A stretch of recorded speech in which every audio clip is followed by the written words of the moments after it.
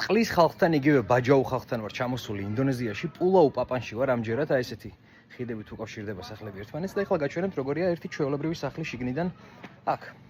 სადაც მე ვცხოვრობ. მოკლედ აი ესეთი დერეფნით შედიხარ სახლში. ბავშვები რა თქმა უნდა წყალში, წყალთან, წყალზე, წყლის ქვეშ თამაშობენ. აი ესე შემოვდივარ თავარ საცხოვრებელ ოთახში.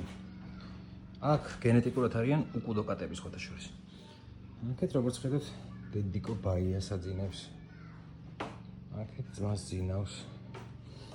აქეთ არის ჩემი საძინებელი. აი ესეთი მარტივი საძინებელია.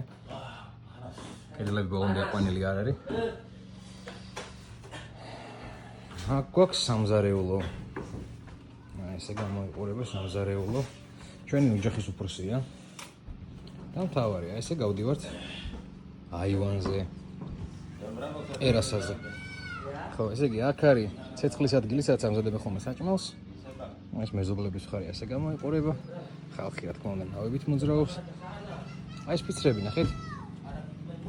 აი ეს უბრალოდ დევს, ანუ არც დაჭედებულია, არც დამაგრებულია. აი ესე დევს და აი ესეთი ამბავია რა.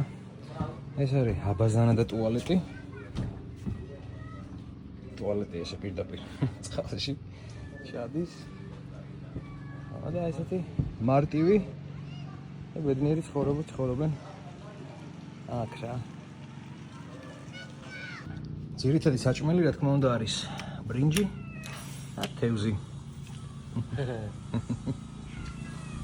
ამ ყველაფერზე ვამზადებ YouTube ვიდეოს, რომელიც მალე დაიდება და ძალიან გამახარებთ და ძალიან დიდ სტიმულს მომცემთ თუ ჩემს YouTube არხს გამოიწერთ, რომელიც კომენტარებშია ქვევით დადებული. ხო და რავი, კიდევ ძალიან ბევრი კარგი თავგადასავალი და საინტერესო მოგზაურობა მაქვს ჩაფიქრებული და ბევრ გემრიელ, მაღალი ხარისხის და სინემატიკური ვიდეოს გამოგიცხობთ.